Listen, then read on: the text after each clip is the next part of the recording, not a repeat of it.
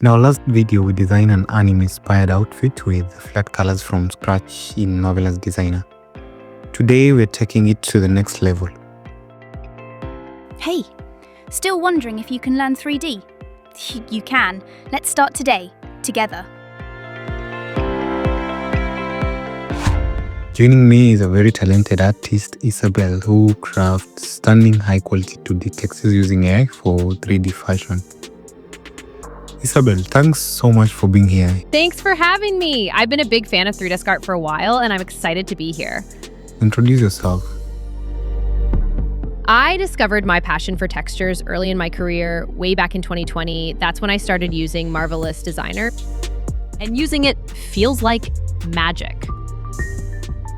You can sketch out an idea in your head and literally watch it flow in real time, just like real fabric.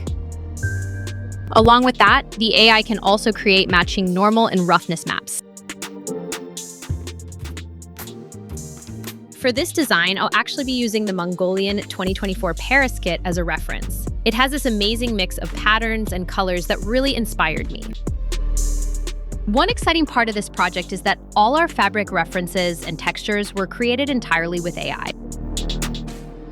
I started by taking a simple 2D snapshot of the UV layout from Marvelous Designer and feeding it into an AI with a prompt on the description.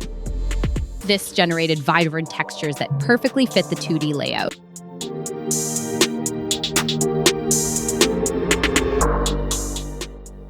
Oh, okay. I see the textures are all in 4K, right? Yes. Working at high quality ensures all details stay sharp, especially in close-ups. That's really a crucial tip.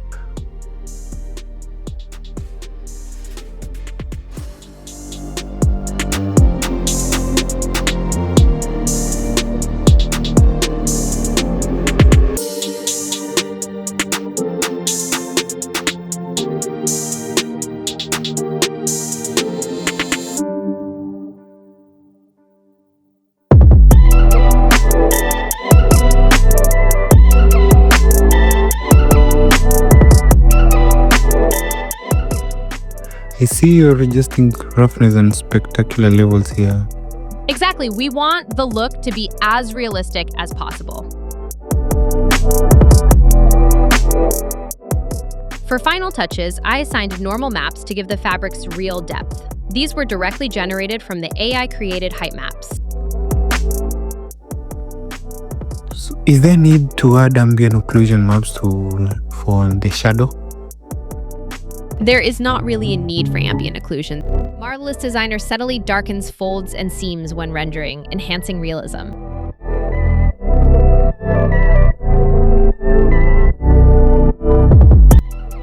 The upgrade is just looking amazing.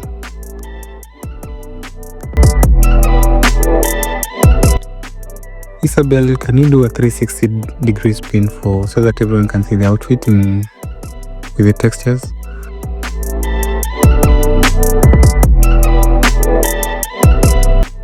And before we wrap up, Issabel, what's one piece of advice you'd give to 3D artists, especially working with textures and... My biggest advice is to understand your base materials and how lighting affects them.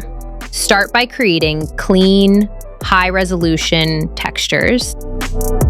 My next question is, could you share with us your top 3 software tools that you rely mostly on your flow? First is Blender, second is Photoshop, third is Marvelous Designer. What are your top 3 design software tools? Mine. It's Maya, Affinity Designer, and of course, Marvelous Designer. That's interesting. So, Issabel, after everything we've talked about today, what's one thing you want people to take away from this episode? I'd say just don't be afraid to experiment. Half the textures I've made happened when I was just messing around. And remember, it's not about getting it perfect. Try crazy ideas, and if it works, amazing.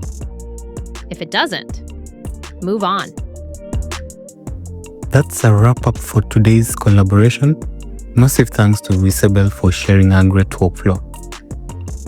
Next time, we'll bring this textured outfit into Blender for light and rendering. Don't miss it, subscribe and check the description for all the resources from today's episode.